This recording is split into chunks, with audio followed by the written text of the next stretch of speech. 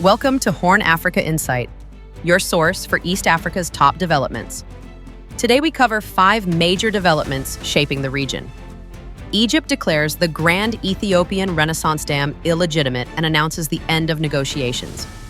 Eritrea releases 13 long-held prisoners after 18 years without trial.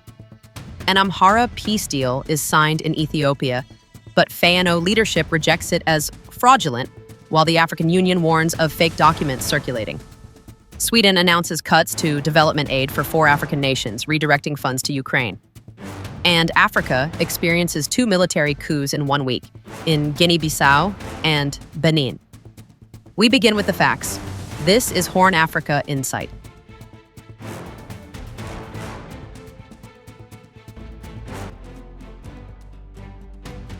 Egypt declares GERD illegitimate. The diplomatic standoff over the Grand Ethiopian Renaissance Dam has reached a critical juncture. Egyptian Foreign Minister Badr Abdelhadi declared that the massive hydroelectric project is a unilateral Ethiopian undertaking that violates international law and is therefore illegitimate in Egypt's view. Abdelhadi stated that negotiations between Egypt, Ethiopia, and Sudan have reached a complete dead end after years of failed attempts to reach consensus. He emphasized that water security represents an existential issue for Egypt, with a population exceeding 100 million people who depend almost entirely on the Nile River for their water needs. We talked, my friend, for 13 years and we reached nothing, zero, nothing. So, we will not continue in this endless track and giving the other side the opportunity to create more facts on the ground. Cairo has made clear it will defend its rights under international law by all available means. This latest statement echoes warnings issued by President Abdel Fattah al-Sisi in October, when he indicated Egypt would take all necessary measures to protect its national interests regarding the Nile waters. Tensions between Cairo and Addis Ababa intensified following Ethiopia's December statement, accusing Egypt of clinging to what it called colonial-era treaties governing Nile water distribution. Ethiopian officials argue these agreements were imposed during the colonial period and do not reflect the current realities or needs of upstream nations. The Grand Ethiopian Renaissance Dam was inaugurated in September and represents Africa's largest hydroelectric facility. The structure features 13 turbines and holds a reservoir capacity of 74 billion cubic meters. Ethiopia has completed 5 phases of reservoir filling, reaching a water level of 638 meters above sea level. Egypt's primary concern centers on the potential reduction of water flow to its territory. Under agreements signed in 1929 and 1959, Egypt is allocated 55.5 billion cubic meters of Nile water annually.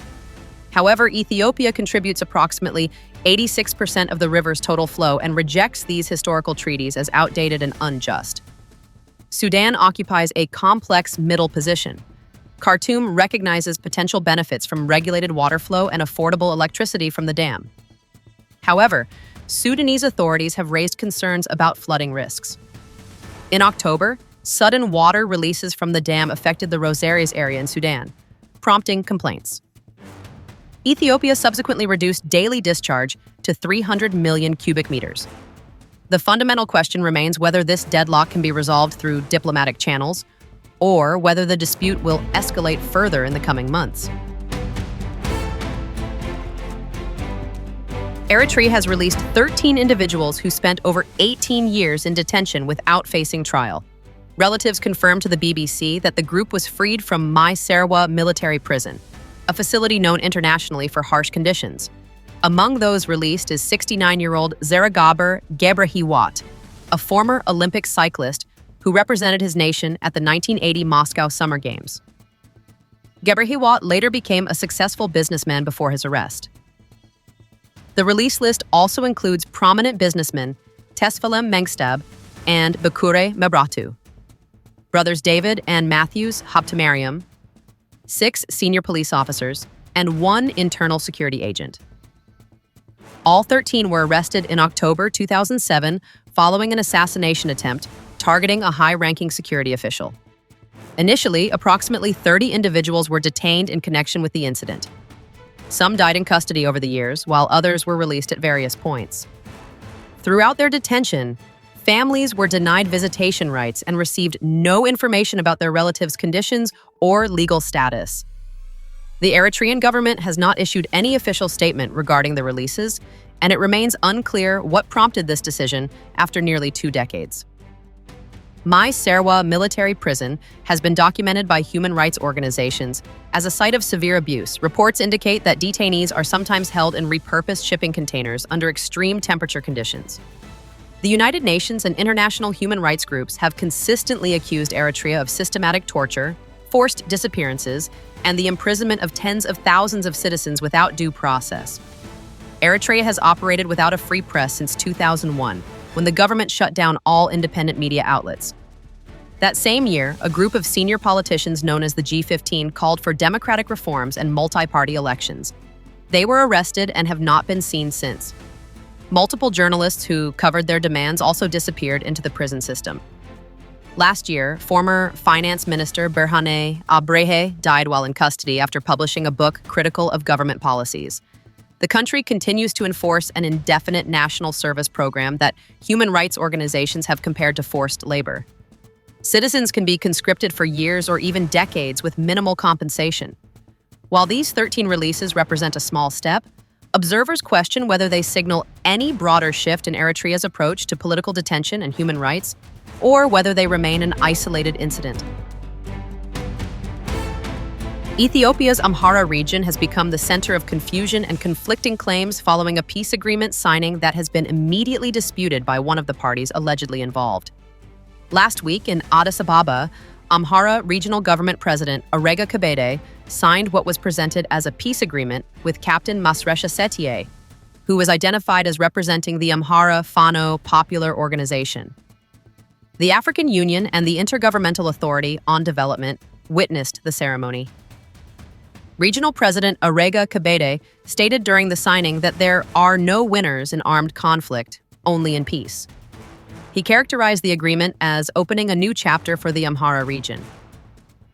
African Union Deputy Chairperson Selma Malika Haddadi praised the development as a significant milestone toward the continental goal of silencing the guns. IGAD officials urged other armed groups to join the peace process. However, within hours of the announcement, Fano leadership issued a strong rejection of the entire agreement. Chairman Eskinder Nega declared the peace deal to be an absolute fabrication. He stated unequivocally that his organization never engaged in negotiations with the government and had previously suspended Captain Masresha from any representative capacity. Fano's statement emphasized that the organization recognizes only the battlefield as the venue for engagement with government forces. The group called on the African Union and IGAD to clarify their roles in what Fano characterized as a fraudulent process. Both the African Union and IGAD have confirmed they witnessed the December 4th signing ceremony and issued congratulations to what they identified as the parties involved. Neither organization has provided detailed responses to Fano's allegations of fraud. Adding another layer of complexity to the situation, the African Union separately issued a warning about a fake document circulating online. The continental body stated that a document claiming to originate from its Governance and Conflict Prevention Office was neither issued nor endorsed by the organization. The AU urged the public to disregard the fraudulent document and rely only on information from official AU channels. The timing of this fake document's appearance, coinciding with the disputed peace agreement, has raised questions about coordinated disinformation efforts, though no direct connection has been established. The fundamental question facing Ethiopia's Amhara region is whether any peace agreement can hold legitimacy or effectiveness without the clear backing of Fano's recognized leadership structure. The conflict in Amhara has resulted in significant civilian casualties and displacement over the past 2 years. International observers note that successful peace processes typically require clear identification of legitimate negotiating parties and transparent communication channels. The current situation appears to lack both elements.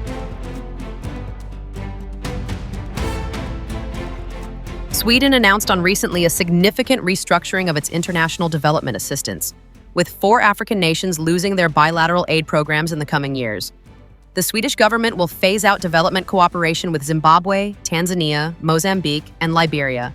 Minister for International Development Cooperation and Foreign Trade. Benjamin Dusa explained that these funds will be redirected primarily towards supporting Ukraine's recovery and reconstruction efforts. Sweden has elevated Ukraine to its top foreign aid priority, with assistance projected to reach at least $1.06 billion in 2026. These resources will focus on rebuilding Ukraine's energy infrastructure, which has sustained extensive damage during the ongoing conflict with Russia. The reallocation is expected to free more than 2 billion Swedish crowns from African programs. This decision continues a trend that began in 2022, with Sweden having already reduced or eliminated aid programs in more than 10 countries since that time.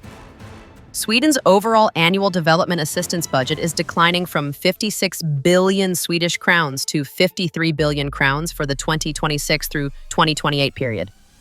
Notably, some of these funds will now be allocated to cover immigration-related costs within Sweden itself, rather than overseas development programs. Despite these cuts, Sweden remains among the world's largest per capita donors of development assistance. However, the government is clearly reprioritizing its international engagement in response to evolving global conflicts and domestic political considerations. The 4 affected African nations face distinct challenges that make the loss of Swedish support potentially significant.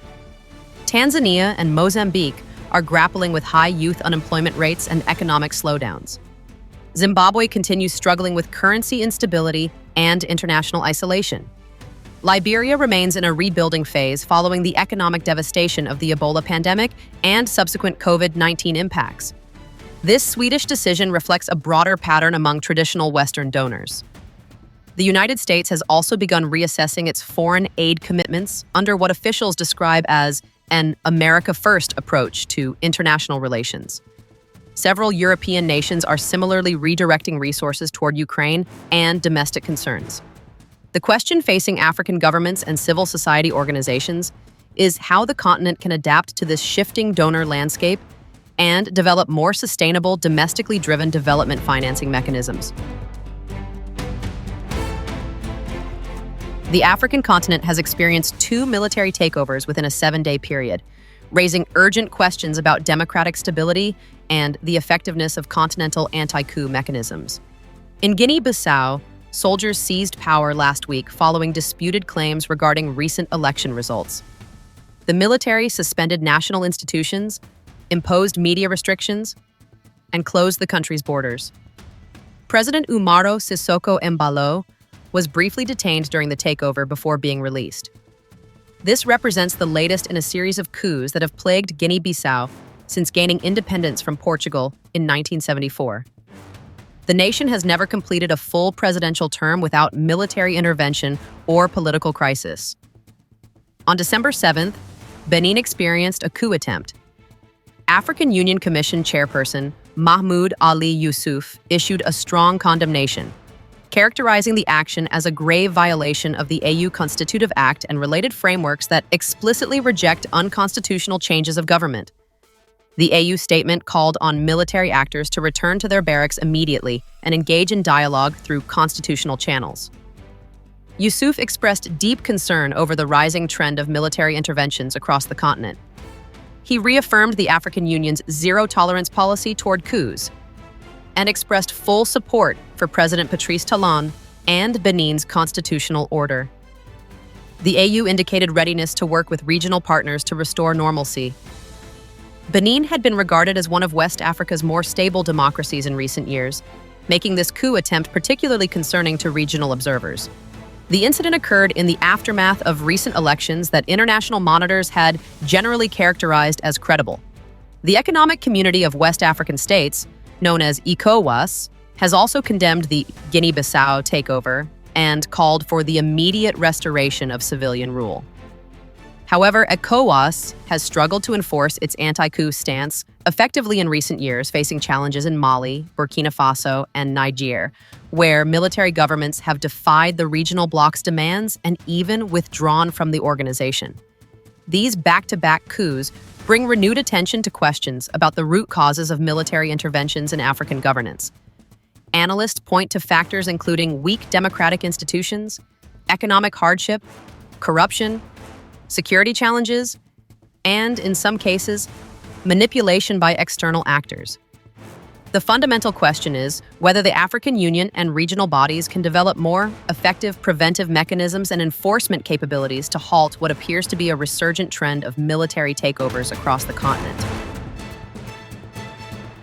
From the diplomatic deadlock over Nile waters to political upheaval across the continent, East and West Africa face complex challenges in the closing weeks of 2025.